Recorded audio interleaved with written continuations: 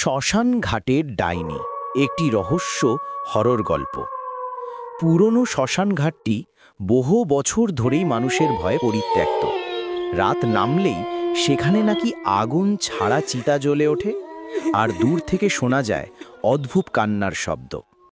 গ্রামের বয়স্করা বলেন, বহু যুগ আগে এক সাধিকার সাধনা ভুল পথে গিয়ে তাকে অন্ধকার শক্তিতে বেঁধেছিল, আর সে ধীরে ধীরে হয়ে উঠেছিল এক অশুভ ডাইনি।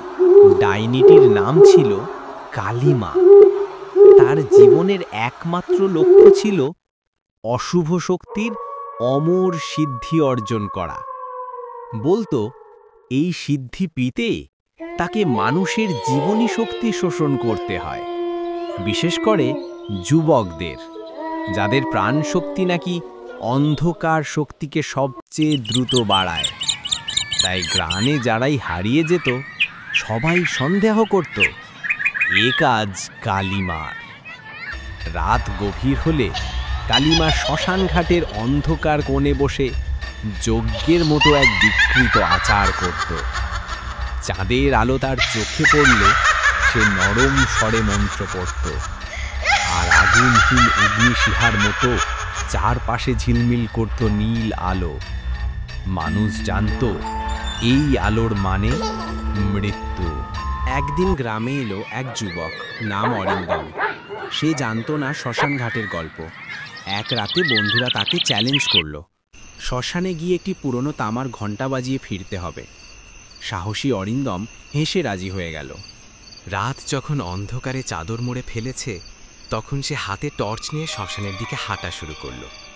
চারদিকে অস্বাভাবিক নীরবতা।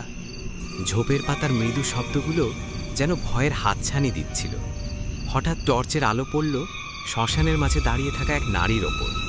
তার লম্বা এলোমেলো চুল, গায়ে ম্লান শাড়ি, আর চোখ দুটো যেন আগুনের মতো জ্বলছে। এসো, সে বলল খুব ধীরে, খুব ঠান্ডা স্বরে। অরিন্দম বুঝে ওঠার আগেই অনুভব করল তার শরীর ভারী হয়ে আসছে। নারীটি হাত বাড়াতেই আশপাশের বাতাস কাঁপতে লাগল। অরিন্দমের বুকের ভেতর থেকে যেন উষ্ণ শক্তি বেরিয়ে যেতে চাইছে। ঠিক সেই মুহূর্তে শ্মশানের প্রান্ত থেকে ছুটে এলো আরেকজন তান্ত্রিক, নীলাধর।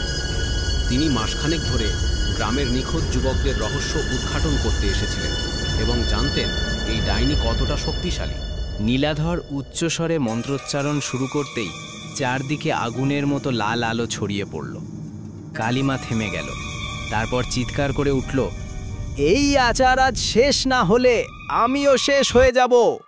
কিন্তু তান্ত্রিক থামলেন না। সোনালি পাউডার ছড়িয়ে দিলেন শ্মশানের মাটিতে এবং একটি গোল চিহ্ন আঁকলেন।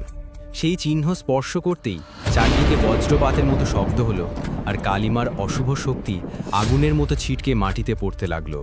রাগে উন্মত্ত কালিমা তান্ত্রিকের দিকে ঝাঁপিয়ে পড়ল, কিন্তু গোল চিহ্নের আলো তাকে আটকে দিল।